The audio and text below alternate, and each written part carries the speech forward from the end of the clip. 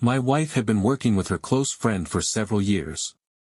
Their office was a mid-sized company, and they often shared stories about the long hours and tedious tasks they had to endure. Despite the challenges, they seemed to have found a certain rhythm in their work. During dinner, I would often hear snippets about how they handled difficult clients or covered for one another when one was feeling overwhelmed. It sounded exhausting, but somehow, they made it work. Meanwhile, my job in IT allowed me the flexibility to work from home or go into the office whenever I wanted. It was a comfortable arrangement, and I had no reason to complain, but things started to change when my wife's company hired a new manager. From what I heard, this new boss had a reputation for micromanaging. Overnight, their workload doubled. My wife and her friend began coming home later and looked visibly drained. At first, I thought it was just a period of adjustment to the new leadership, something they'd eventually get used to. But as weeks turned into months, the tension only grew. My wife began talking less about her day, which was unusual for her. She used to vent to me about funny or annoying things that happened at work, but now there were only silences or short responses. It became clear that the new management style was taking a toll on her. One night, she mentioned how meetings had turned into endless lectures about productivity and efficiency. Deadlines had become stricter, and expectations were increasingly unrealistic. What made it worse was the complete lack of concern the boss showed for the well-being of the team. Office morale had plummeted. My wife's friend, who used to be optimistic and motivating, began talking about quitting altogether. I could see where it was all heading, but I chose not to pressure my wife. I've always believed in facing problems with a clear head, not by making rash decisions. Things reached a breaking point when my wife came home one night visibly upset. She had been given an impossible deadline, and when she tried to explain why it couldn't be met, her concerns were completely dismissed by her boss. It wasn't the first time something like this had happened, but this time it hit her harder. She was frustrated, not just by the situation, but by the lack of respect she felt from her superiors. I told her she had done everything she could, and that some people simply don't appreciate effort. She nodded, but I could tell that she had already made up her mind about what to do. The next day, she and her friend sat down together at lunch and made a decision. They had had enough. They agreed it was time to resign. It wasn't an impulsive choice. They had been discussing the possibility for weeks, making lists of pros and cons, weighing their options, and ultimately concluding that staying wasn't worth their health or peace of mind. I respected her decision. No job is worth sacrificing your well-being, and I trusted my wife's judgment. When she told me that night, she looked calmer than she had in weeks. She explained how they had both submitted their resignations together as a united front. I asked if they had talked to anyone else in the company about it, and she said yes. Their boss was surprised, even offered them higher pay and better conditions to stay, but my wife wasn't interested. She had completely lost trust in that place, and no amount of money was going to change that. Her friend felt the same way. Within a week of resigning, my wife's friend found a new job. It wasn't surprising, she was resourceful and always knew how to move quickly. She landed a position at a company that seemed like a great fit, and from what I heard, she was already thriving. That my wife, on the other hand, was still deciding her next step. She was never one to rush into things without carefully considering her options, and that was something I respected about her. Still, it was clear she felt the pressure to find something soon. One night, she brought up a conversation she had had with her friend. Apparently, the friend had spoken to someone at her new job about helping my wife get a foot in the door. However, it wasn't going to be a traditional interview process. My wife explained that her friend's position had been secured through connections and that she had moved up quickly in just a week. It all felt very informal, almost like something out of an old business drama, where deals are made over dinner. I listened carefully as she shared the details. Her friend had suggested organizing a small gathering at our house to meet a key contact from the company. I found it strange. I asked why they wouldn't meet in an office or even a neutral place like a cafe. My wife explained that her friend believed informal settings were more effective. Apparently, that was how her friend had landed her own job, and things had turned out quite well for her. "This is how things get done sometimes," she said, trying to convince both herself and me that it was the right approach. That I have to admit, I had my reservations. Inviting strangers into our home for something as important as a job-related meeting felt a bit unusual to me. I suggested hosting the meeting at a nice restaurant, someplace neutral and far less personal, but my wife quickly dismissed the idea. She said her friend was convinced that the environment needed to be relaxed and welcoming. Hosting them at home, she felt, would create a sense of hospitality and trust, qualities her friend believed would work in their favor. "All right," I said, eventually giving in. "If you think this is the best way to do it, we'll do it your way." She smiled, visibly relieved. I could tell she had been worried about how I'd react to the idea, and hearing my approval seemed to ease some of her tension. It wasn't the ideal situation from my point of view, but I trusted her judgment enough to go along with it. After all, she knew her friend and the circumstances better than I did. With the decision made, we started planning how to prepare for the meeting. My wife said she would handle most of the arrangements, but that she'd need my help with a few things. She wanted everything to be perfect, from the food to the overall atmosphere. It was clear she was taking it seriously. That I agreed to help wherever needed, though I made it clear that I expected her to take the lead on the details. It was her project, and I wanted her to take ownership of it. The day of the informal gathering arrived, and we made sure our home looked its best. We wanted to make a good impression. I went out early that morning to buy the best cuts of meat I could find. Even the butcher recommended a special seasoning, which I decided to try. In addition to the meat, I picked up fresh vegetables and high-quality ingredients for the sides. I planned to prepare one of my signature dishes, something I felt confident would impress any guest. By the time I got back, the kitchen was already buzzing with activity, and I jumped straight into cooking. I took my time with the preparation, ensuring every detail was perfect. The meat was marinated and grilled to perfection, the vegetables were seasoned just right, and I even paid extra attention to the table setting.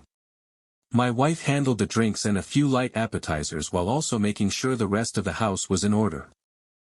The atmosphere we created was warm and welcoming, exactly how she had envisioned it. Once everything was ready, we took a moment to admire the result. It had been a team effort, and I had to admit, it looked great. At the agreed time, a sleek car pulled up in front of the house. My wife's friend stepped out first, elegantly dressed as always, though not overly formal. Behind her came a man I hadn't seen before. He was dressed casually, which surprised me a bit given the nature of the meeting, but then I reminded myself this wasn't a conventional interview. That we greeted them at the door with polite welcomes, introductions, and handshakes. The man seemed friendly, and my wife's friend was clearly very comfortable around him. Together, we made our way to the backyard, where the evening's main event would take place. Once we were settled, my wife's friend got straight to the point. She explained there was a position at her company similar to my wife's previous job in IT. Given her experience, she'd be an excellent candidate. The good news was that my wife wouldn't have to wait long, she could start as early as the following Monday. However, there was a condition. "We won't reveal all the details just yet, there's a condition," her friend said cryptically. "We'll discuss it when the time is right." It was a strange way to present a job opportunity, but my wife seemed intrigued and willing to learn more. As the dinner progressed, the conversation flowed easily. Everyone seemed to enjoy the food, which I took as a personal victory. The man who had come with my wife's friend was polite, but noticeably observant. At first, I thought he was simply taking in the surroundings. But over time, I noticed that he frequently glanced at my wife. It wasn't overly obvious, but it happened often enough to catch my attention. I decided to address it in a direct yet polite way. I turned toward him and asked, "Everything okay? You've been looking over there quite a bit." He seemed slightly surprised, but answered quickly. "Oh, it's the necklace your wife is wearing. My sister has one just like it, and it caught my eye." His response was smooth, but I made a mental note to keep an eye on him. As the evening went on, his attention didn't waver. At one point, he even complimented my wife's accessories directly, something that struck me as unnecessary. To avoid an awkward moment, I gently steered the conversation back toward the food and the job opportunities my wife's friend had mentioned. My wife didn't seem to notice the attention the man was giving her. She stayed focused on discussing her potential role. I didn't want to make a scene, but I made sure to stay alert as the evening went on. The man thanked us for our hospitality and left in his car shortly afterward. My wife's friend remained behind, saying she would walk home and take the chance to talk a bit more with my wife.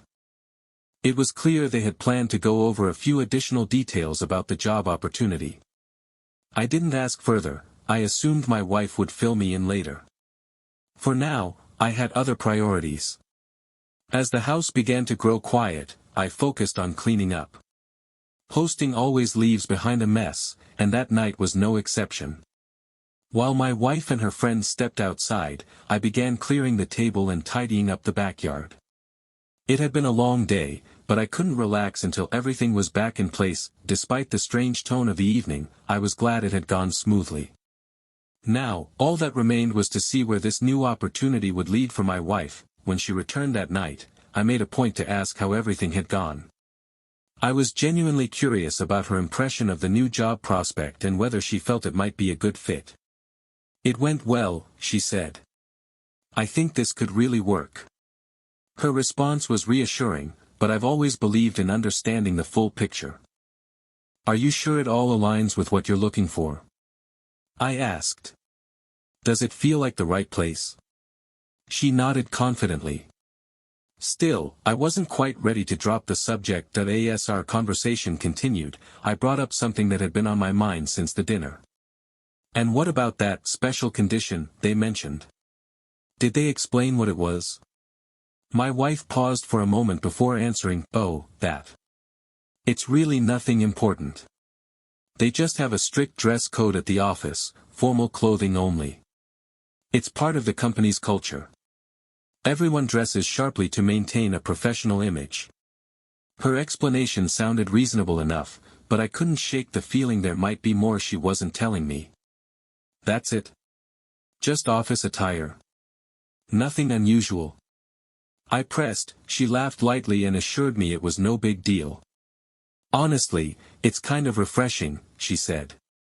"It'll be nice to have a reason to dress up every day." Her relaxed tone eased my concerns a little. Still, it felt odd that they had framed something as standard as a dress code as a special condition. I decided to let it go for now. If there was more to it, I trusted she'd tell me when the time was right. The conversation shifted as she began talking about her friend's experience at the company. According to my wife, her friend had moved up quickly by focusing on appearance and presentation.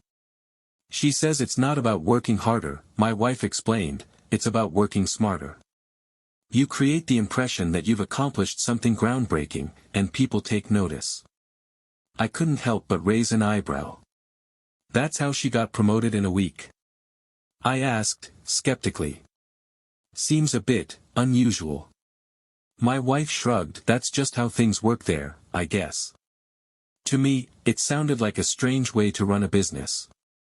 In my field, results are everything. You can't fake competence when it comes to IT solutions. Your work either functions or it doesn't. But I kept my thoughts to myself. This wasn't about me or my professional standards.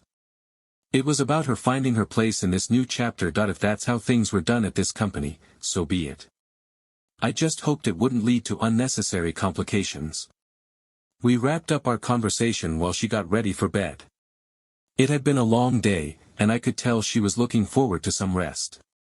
She mentioned that her friend had also given her a few tips on how to stand out in the new role, though she didn't go into much detail. "It's all about perception," she said as she folded the clothes she planned to wear the next day. I nodded, deciding not to press further. If she felt ready, that was what mattered most. Before we fell asleep, she reminded me that the next day would be an important one. "It's my first real step into this new phase," she said. "I need to make a good impression." I assured her she would. Early the next morning, I caught a glimpse of my wife as she was leaving the house. She was wearing a skirt and blouse, elegant, but surprisingly bold for her usual style. By the time I processed it, she was already gone. I figured she had her reasons, though I couldn't help but feel a little surprised. It wasn't her usual look, and I wondered if it had something to do with wanting to make a strong impression on her first day at the new job. The day went by as I worked from home, but the image of her outfit stayed with me. That evening, when she returned, I decided to ask directly. "So, why did you go out dressed like that this morning?" I asked, keeping my tone neutral. She didn't seem uncomfortable with the question and simply replied, "I just wanted to make a good impression. You know how it is, so much of how people perceive you starts with your appearance. It's unfortunate, but looks do matter in this world." I nodded, understanding her reasoning, even though it still felt a bit out of character for her. Changing the subject, I asked how her first day had gone. Her face lit up as she gave me the details. "It went really well," she said. "The manager seems nice, and the team isn't bad. Everyone's still getting to know me, but I think I'll fit in." She described how the day began with introductions and a short orientation before diving into the work. It sounded like a fairly standard first day, meeting new people and learning the ropes. However, not everything had been perfect.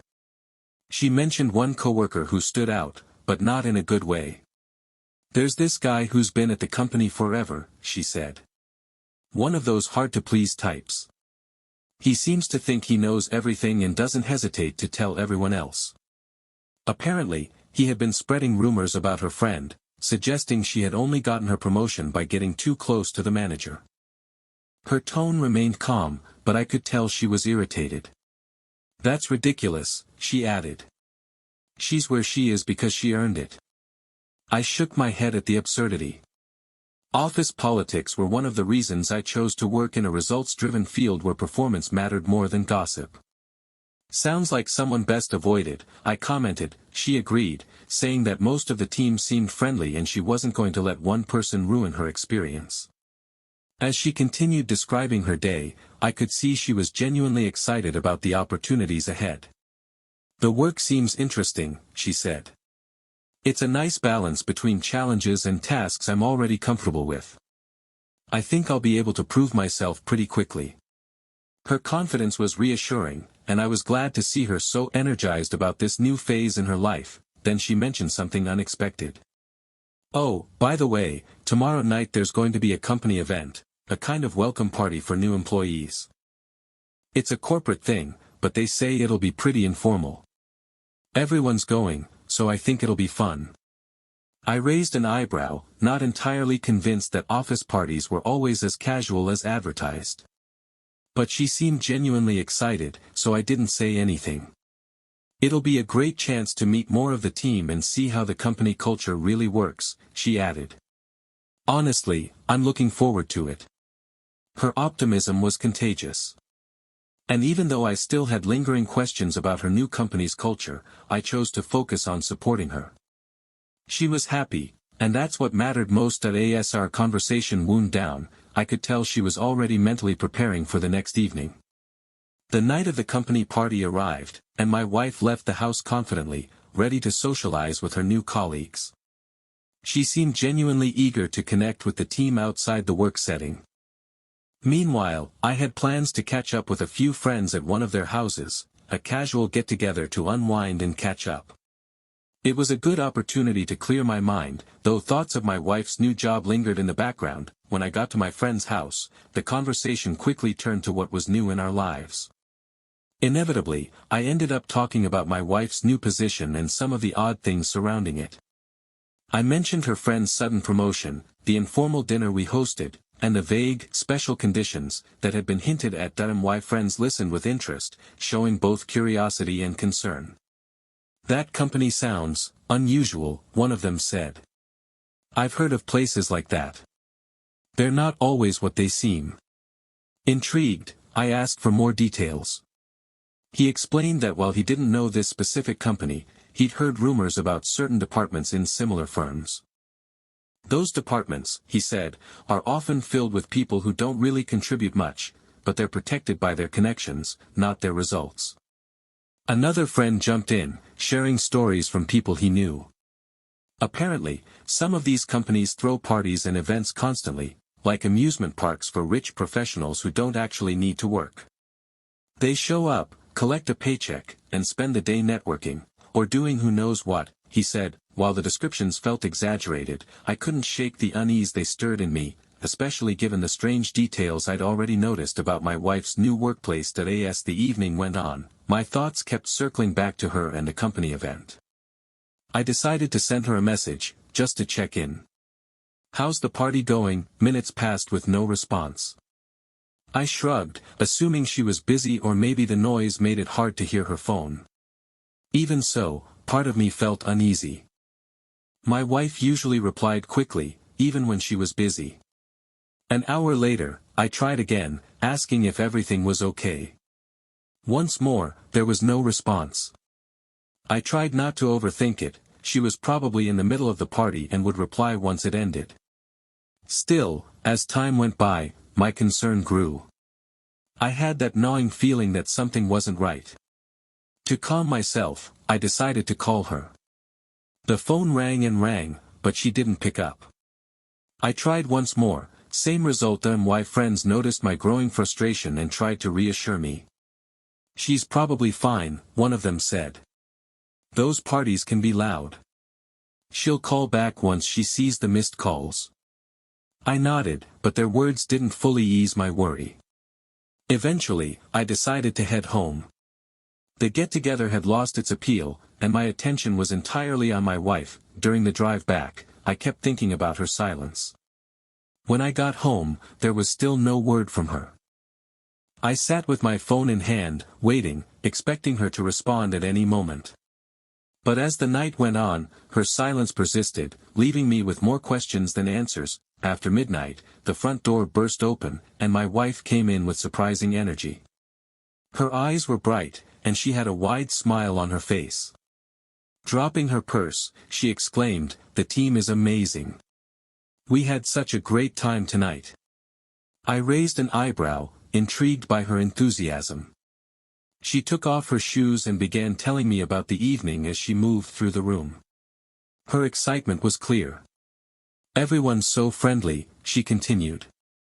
"We played some board games, had a few drinks, and really bonded. It felt like we were part of one big family." I listened closely, trying to determine whether her excitement was genuine or amplified by drinks and the late hour. Either way, she seemed happy, which, in principle, was a good sign. Still, I had questions about her new coworkers and the work environment. I decided to bring up something that had been on my mind since the dinner with her friend.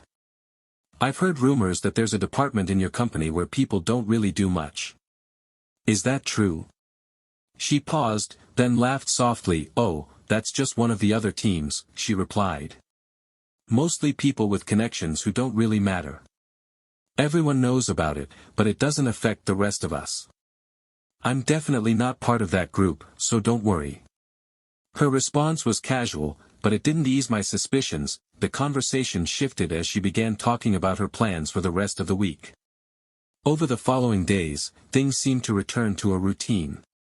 However, she soon mentioned another company event, this time something more formal. She didn't give many details, only that it was meant to promote teamwork and collaboration. A day or two later, she brought up yet another gathering, supposedly an informal get-together with coworkers, not an official company event. I couldn't help but notice how often these social events were happening. "Why are there so many events?" I asked, trying to sound neutral. It wasn't like me to question her activities, but the frequency seemed odd. "That's just how the team operates," she explained. "They're very active and love organizing things. A lot of them were student leaders or activists in college, so they're used to planning events and staying busy. Honestly, it's kind of inspiring." Her explanation seemed reasonable, though it still struck me as unusual. In my experience, work events were more sporadic, not practically weekly. I decided not to push the issue. She noticed I was still a bit skeptical and added, "The truth is, it's nice to be part of such an active group. Everyone's motivated and engaged, it really lifts morale." Her enthusiasm was hard to argue with, and I could see she genuinely enjoyed the social side of her new job. That didn't mean my concerns had disappeared, but I chose to keep them to myself for the moment. "All right," I said finally, giving in. "If it works for you and you're happy, then I'm good with it." She smiled, clearly relieved to have my support. A week later, my wife came home beaming from ear to ear. Before I could even ask, she announced, "I got promoted." She was clearly excited, and I stopped what I was doing to hear more. "Everything's happening so fast," she continued. "I followed my friend's advice, and we fine-tuned one of my reports to really make it stand out. Now I've got a new position. Isn't that amazing?" Her excitement was infectious, but I couldn't ignore the small alarm going off in the back of my mind. She kept talking, now about her friend's meteoric rise within the company. "You know," she said, "my friend is almost a deputy director now, can you believe it? She's rising so fast, and she thinks I can do the same." My wife's excitement was undeniable, but the pace of these promotions seemed strange. I had some understanding of how corporate hierarchies typically worked, and advancing that quickly was not normal. "That's impressive," I said cautiously. "But are you sure it's something that can be sustained long-term? Rising too quickly comes with risks." She brushed off my concern. "Don't worry," she said confidently. "I know what I'm doing. I won't let it get to my head, but it's exciting to finally see things going well." I wanted to believe her, but something still didn't sit right. My instincts told me there was more to this company's culture than what appeared on the surface. Still, I kept my doubts to myself. Then, as if it were part of her new routine, she mentioned yet another company event. "There's a party tomorrow," she said. "The boss will be there too, so it'll be a little more formal. My friend and I are going together. We might talk some business, but it's mostly to unwind." I raised an eyebrow again. "Don't you think there are a few too many parties?" I asked. She laughed it off. "That's just the style," she explained. "You're not used to this kind of dynamic." Her dismissive tone unsettled me, but I let it pass. Still, I pressed. "It's getting excessive. Are you sure these events are all really about work?" She gave me a look I interpreted as irritation. "Why are you so skeptical?" she said. "You act like I'm doing something wrong just because I'm finally moving forward." Her defensive attitude caught me off guard. "That's not it," I replied calmly. "I'm just concerned about how frequent these gatherings are. It doesn't seem typical." "Sounds like jealousy," she suddenly said. I froze. "Jealous?" I repeated, stunned. "Of what? I've supported you all along. I'm just pointing out that this doesn't feel normal." She crossed her arms and looked at me sharply. "You're always questioning things. Lately, it feels like you're trying to control what I do." Her words hurt, but I stayed composed. "I'm not trying to control you," I said firmly. "I just think we should be cautious, that's all." The tension hung heavy in the air. Neither of us wanted to back down. Finally, she shook her head, clearly upset. "I'm going to bed," she said curtly, and walked out of the room.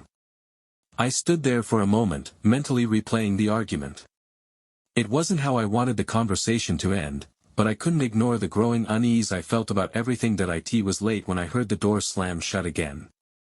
My wife stumbled into the house, clearly drunk, makeup smudged, hair disheveled. She kicked off her heels and mumbled something under her breath, her speech slurred. "They gave me another promotion," she said almost triumphantly. "Now we're really going places." The scene was jarring. I watched in silence as she tried to steady herself against the wall. There was something in her tone, a mix of euphoria and recklessness, that made everything feel surreal. As she moved toward the bedroom, something caught my eye. Her blouse was stained with a white substance. My stomach dropped. The implications were hard to ignore. Every suspicion, every gut feeling I'd had came flooding back. She barely made it to the bed before collapsing face down. Her words became unintelligible as she drifted into a drunken sleep that I stood there frozen, my mind racing. This wasn't just a wild night or one drink too many.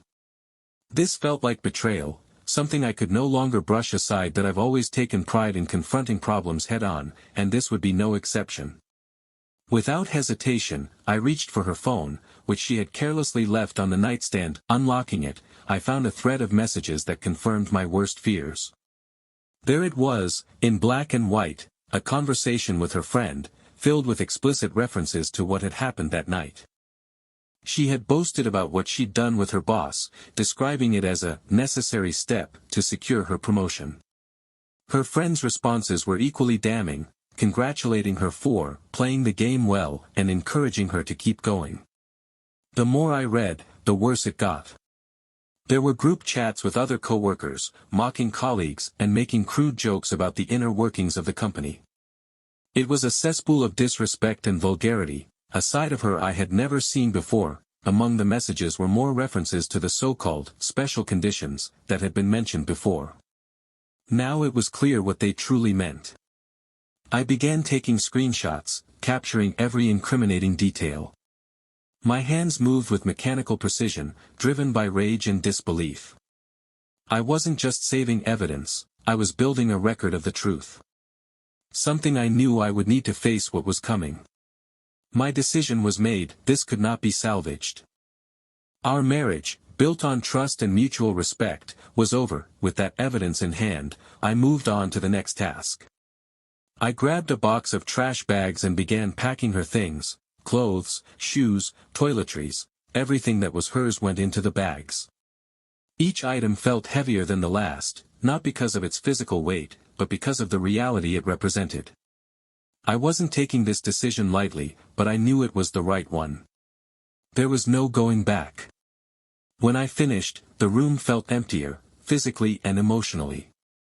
Her belongings were stacked by the door, ready to be taken out of the house, just like her. Before dawn, I took one last look at the bags and at the woman sleeping, unconscious, in bed. My resolve didn't waver. This ended here, and I was ready to face whatever came next. At sunrise, I sat at the kitchen table, reviewing the screenshots on my phone. I hadn't slept. My mind had spent the night turning everything over. Betrayal was one thing, but what my wife had been involved in went far beyond personal harm. It was a web of corruption that needed to be exposed. I couldn't ignore it. She had chosen her path. Now it was my turn to act. That I remembered the coworker she had once mentioned, the one she called difficult, who had criticized her friend. From what I had gathered, he'd been with the company for years and seemed to resent the sudden promotions of people like my wife and her friend. If anyone had both the motivation and the means to blow the whistle, it was him. I decided he'd be my first contact. That it wasn't hard to find his email address. The company directory was publicly accessible, and his profile came up immediately. I drafted a concise but detailed message, attaching all the evidence I had gathered, screenshots, explicit messages, group chats, everything that revealed the truth behind what was happening inside that company. In the email, I made it clear, this wasn't just a personal matter.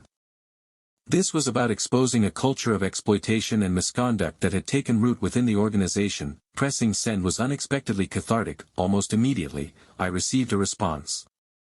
The man, who introduced himself as Victor, confirmed that he'd received the information.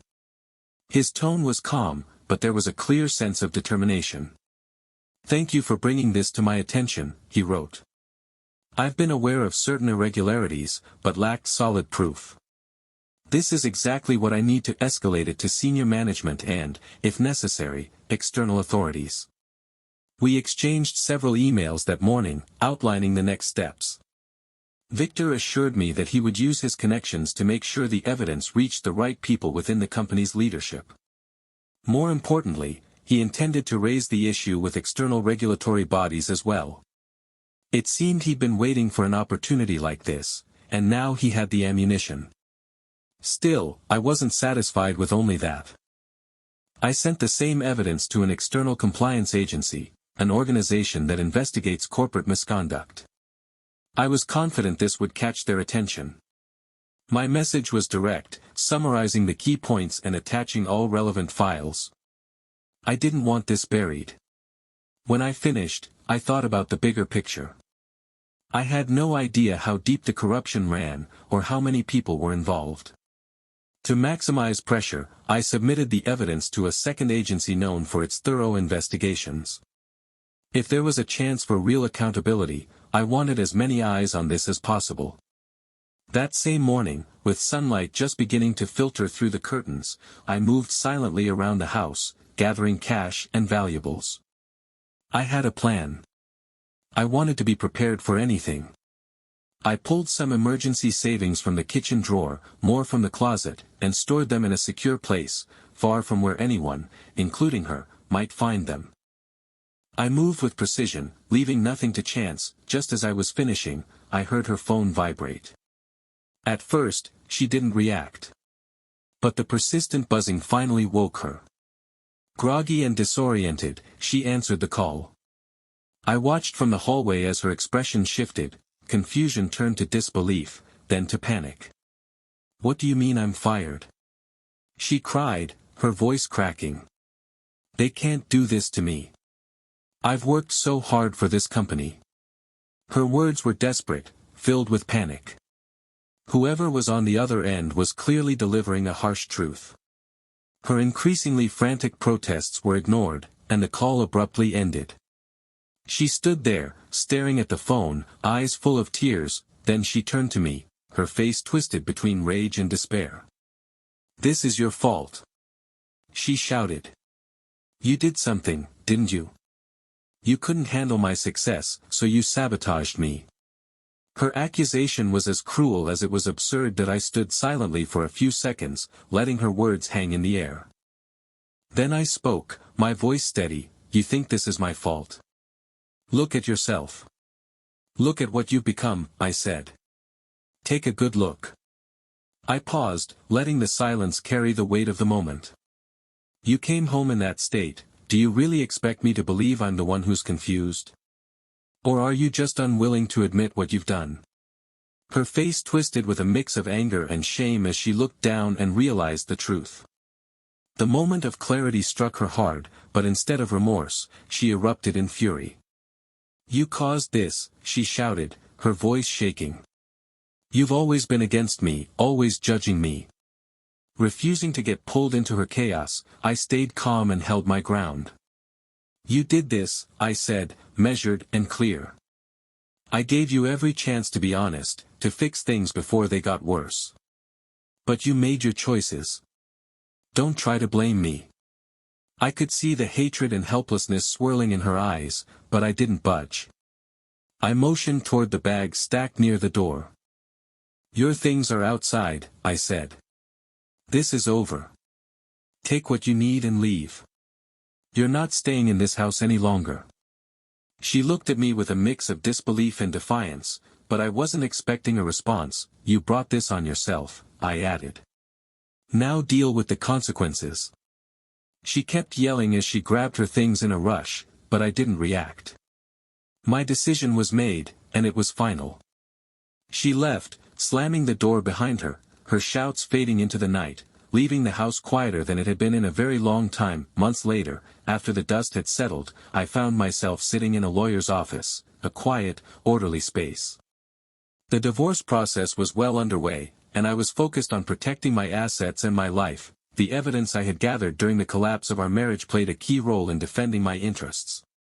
My lawyer was thorough and didn't leave a single thread hanging. "You're in a strong position," he said confidently. "Given everything you've submitted, the divorce should proceed without major obstacles." His words were reassuring. Still, I knew there was more to go through. In the following weeks, the situation at my wife's former company continued to unravel. News surfaced that several employees had been fired. Internal corruption had been exposed, and heads were rolling at every level. Through mutual contacts, I learned her friend had also been terminated. That meteoric rise that once seemed so impressive turned out to be the result of deceit and manipulation. Watching it all unfold only reaffirmed that cutting ties had been the right move. When the divorce was finalized, I felt a tremendous weight lift. I kept everything that mattered, my house, my savings, and most importantly, my peace of mind. The judge's ruling was fair, and I walked away with no obligations toward her. It was a clean break, exactly what I needed to rebuild. I focused on moving forward, setting new goals, and regaining the stability I hadn't felt in a long time. A year passed in relative peace. I kept busy with work and hobbies, slowly building a new rhythm. Life regained a steady pace, free of the drama and betrayal I had left behind. Now and then, I heard the occasional rumor about her, but I made a conscious effort not to dwell on the past. My focus was on the present, and the future. I had no intention of looking back. Then one night, out of nowhere, my phone rang. Her name appeared on the screen. For a moment, I considered ignoring it, but curiosity got the better of me, and I answered. Her voice trembled, full of desperation. "Please," she began. "I need to talk to you." I listened silently as she poured out apologies and pleas. She begged me to forgive her, to take her back, to start over. Her words were frantic, almost incoherent, and in the background, I could hear the unmistakable crying of a baby. Then it hit me. She had probably had a child shortly after we separated. The baby's cries grew louder as she tried to calm them while continuing to beg. "I've changed," she insisted. "I'll do whatever it takes to fix this. Please, give me another chance." Her desperation was real, but I wasn't moved. I had already made peace with my choices. I had no intention of reopening old wounds. That I took a deep breath and replied, my voice calm but firm, "That's not my child," I said. "And you're no longer my wife. You made your choices, and now you have to live with them. I've moved on, and you should too." There was silence at first. Then a faint sob that I could hear her struggling to find something else to say, but I had already made up my mind. There was nothing left to discuss. That I hung up the call, and what I felt wasn't sadness or regret, it was absolute clarity. Her call only confirmed what I had known for a long time. I had made the right decision.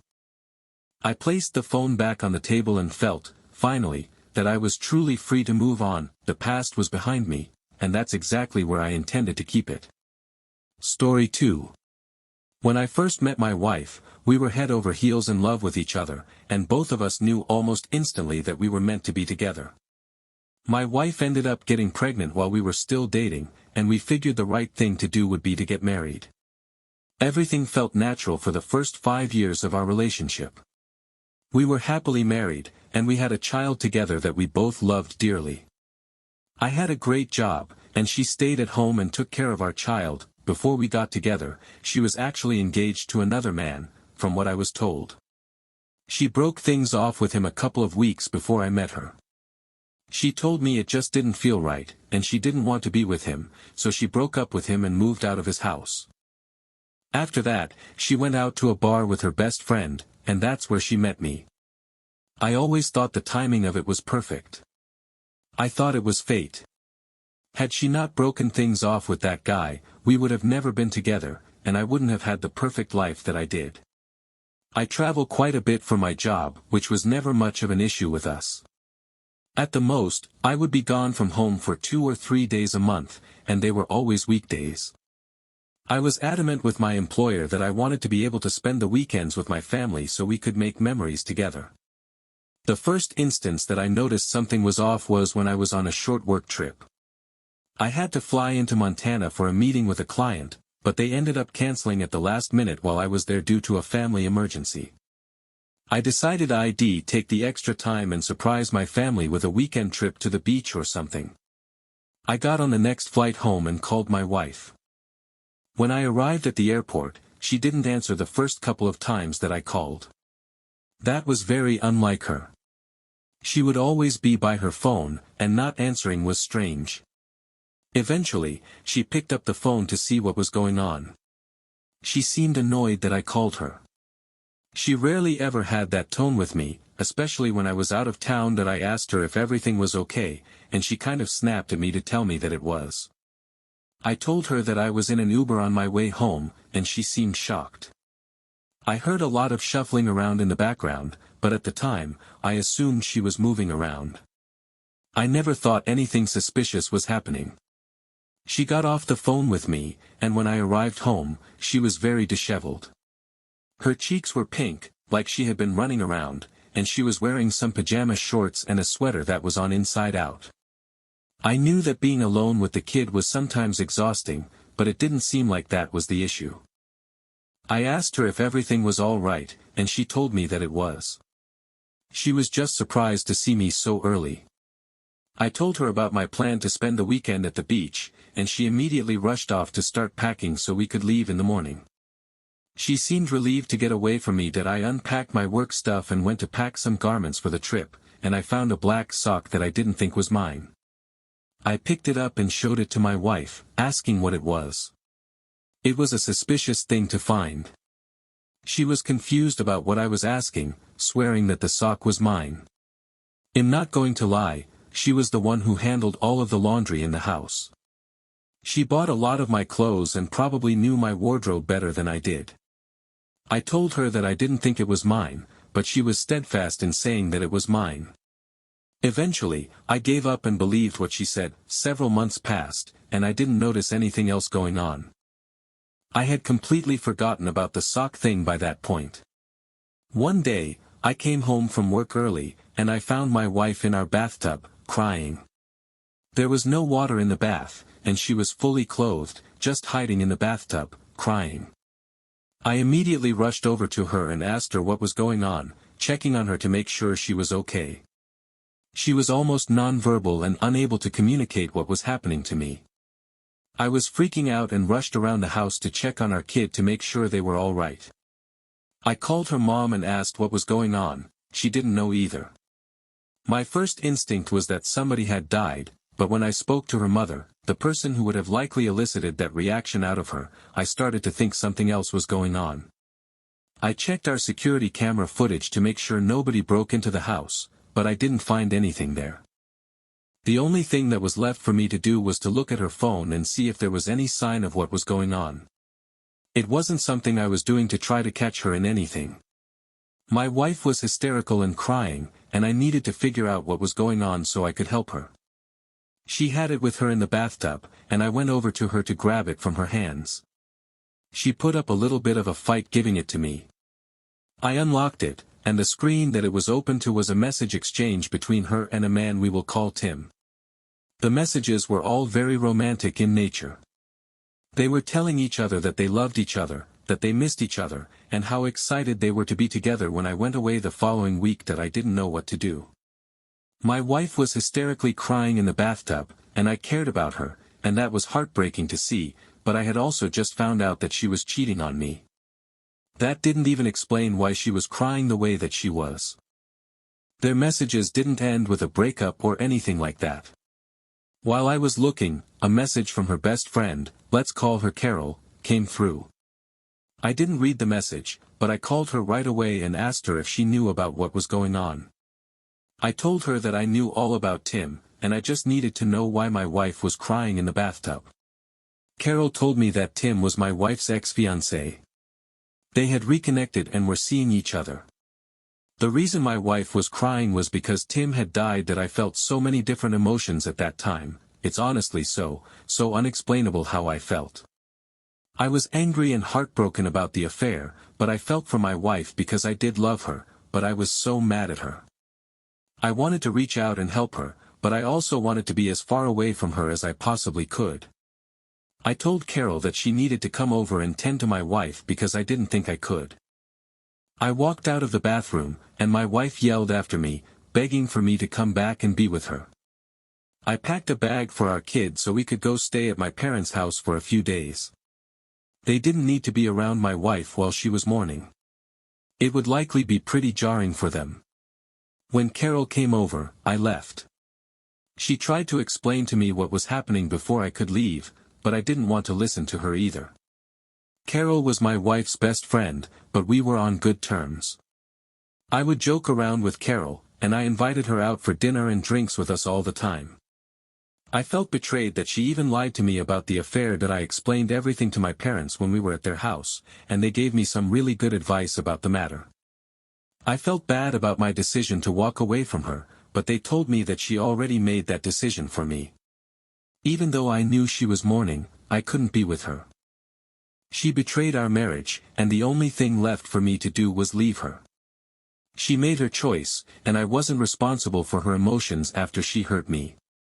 I gave her the weekend at home alone to deal with everything she had to.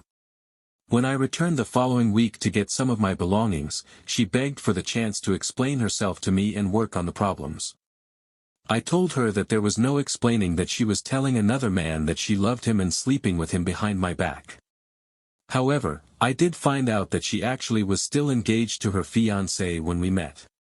She and I had been dating for an entire month before she broke things off with him. I was supposed to just be a fling, but then he found out about me, and they broke up.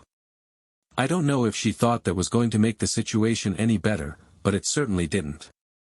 I knew then that she had been a liar throughout the entirety of our marriage. I told her that I was leaving her, and that there was no sway in my mind on the matter. I knew that she was still very emotional from Tim's death, but that wasn't any of my concern. I started filing for divorce, and as I was doing that, so many people from my life reached out to me and tried to make me out as a villain. My wife had been telling everybody that I left her after she found out somebody close to her had died. She was withholding the fact that she found out the man she was cheating on me with died. I made sure to clarify that to everybody who reached out to me so they knew the truth. I wasn't going to let her lie about me and make everybody we knew think I was some awful man. After that, everybody saw how manipulative she could be, and from what I understand, she lost a lot of friends in our town. The only person who stuck by her was Carol, who was the only other person who knew about the affair when it was happening. We ended up getting divorced, and I kept the house and all of our assets. She moved in with her parents and comes by on the weekends to see our child. From the perspective of relationships and family dynamics, this story demonstrates that deceit and infidelity can severely undermine the foundations of marriage. The intervention of a third party in family relationships, especially under tragic circumstances, further complicates the situation and can lead to serious consequences.